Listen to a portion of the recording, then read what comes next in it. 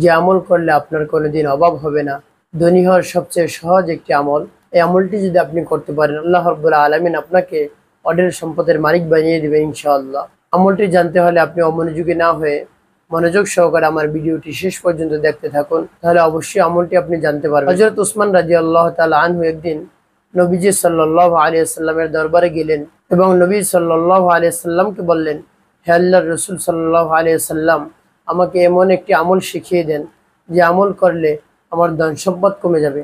তখন আল্লাহর হাবিব সাল্লাল্লাহু আলাইহি ওয়াসাল্লাম উসমান রাদিয়াল্লাহু তাআলা আনহুকে বললেন, হে উসমান, তুমি আজ থেকে উটের পিঠে বসে তুমি খাবার খাবে। উসমান রাদিয়াল্লাহু তাআলা আনহু নবীজি সাল্লাল্লাহু আলাইহি ওয়াসাল্লামের আদেশ অনুযায়ী সেটাই করলেন। উসমান রাদিয়াল্লাহু তাআলা আনহু উটের পিঠে বসে খাবার খাওয়া শুরু করলেন। উসমান রাদিয়াল্লাহু তাআলা আনহু নবী সাল্লাল্লাহু আলাইহি ওয়াসাল্লামের এই আমলটি কিছুদিন করার পর আবার নবীজি সাল্লাল্লাহু আলাইহি ওয়াসাল্লামের দরবারে আসলেন এবং বললেন, হে আল্লাহর রাসূল, আপনি কি আমল শিখিয়ে দিলেন যে আমল করার পর আমার ধন সম্পদ আরো বাড়ে, আমার ধন সম্পদ তো কমে নেই। আল্লাহ হাবিব সাল্লাল্লাহু আলাইহি ওয়াসাল্লাম বললেন, হে উসমান, তুমি খাবার খাওয়ার সময় তোমার হাত থেকে যে খাবারটা পড়ে যায় সেই খাবারটি তুমি কি করো? উসমান রাদিয়াল্লাহু তাআলা আনহু বললেন, হে আল্লাহর রাসূল, যখন আমি উটের পিঠে বসে খাবার খাই তখন যদি একটি খাবার পড়ে যায়, তখন আমি উটের পিঠ থেকে নেমে খাবারটি পরিষ্কার করে আবার খেয়ে ফেলি।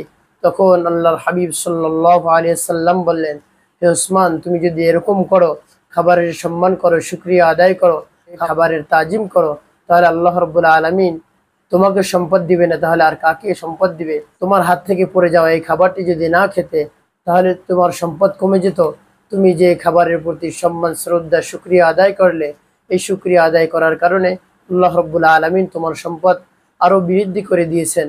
তাই তুমি যদি এরকম করতে থাকো, তাহলে তোমার সম্পদ কোনোদিন কমবে না, শুধু বাড়তেই থাকবে। হযরত উসমান রাদিয়াল্লাহু তাআলা আনহু এত বড় ধনী ছিলেন, তাবুকের যুদ্ধের সময় 3000 সৈন্যের ভার তিনি একাই বহন করেছিলেন। তো দেখুন, আল্লাহ রাব্বুল আলামিন উসমান রাদিয়াল্লাহু তাআলা আনহুকে কি পরিমাণ সম্পদ দান করেছিলেন। শুধু খাবারের প্রতি সম্মান দেখিয়েছিলেন, নবী সাল্লাল্লাহু আলাইহি ওয়াসাল্লামের সুন্নতের প্রতি সে পাবন্দী ছিলেন। এই জন্য আল্লাহ রাব্বুল আলামিন তাকে বৈধভাবে অঢেল সম্পদের মালিক বানিয়ে দিয়েছিলেন। হযরত উসমান রাদিয়াল্লাহু তাআলা আনহু এই সম্পদ কেমন করে অর্জন করেছিলেন?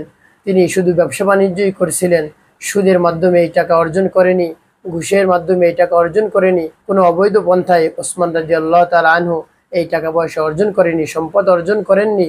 শুধু বৈধ পন্থায় হালালভাবে ব্যবসার মাধ্যমে এই সম্পদ অর্জন করছিলেন। আল্লাহ রাব্বুল আলামিন বলেন, আমার নিয়ামতের যদি কেউ শুকরিয়া আদায় করে, আমি তার নিয়ামতকে বাড়িয়ে দেই, আর যে নিয়ামতের শুকরিয়া আদায় করে না, আমি তার থেকে তার নিয়ামতকে ছিনিয়ে নেই, রিজিককে ছিনিয়ে নেই, সম্পদকে ছিনিয়ে নেই। আপনি যদি রিজিকের প্রতি সম্মান, শ্রদ্ধা এবং শুকরিয়া আদায় করতে পারেন, আল্লাহ রাব্বুল আলামিন আপনাকেও হালালভাবে ধনী বানিয়ে দিবেন এবং আর কোনোদিন আল্লাহ রাব্বুল আলামিন আপনাকে অভাব দিবেন না। আল্লাহ রাব্বুল আলামিন আমাদের সকলকে তার নিয়ামতের শুকরিয়া আদায় করার তৌফিক দান করুন। আমিন ওয়া মা তাওফীকি ইল্লা বিল্লাহ।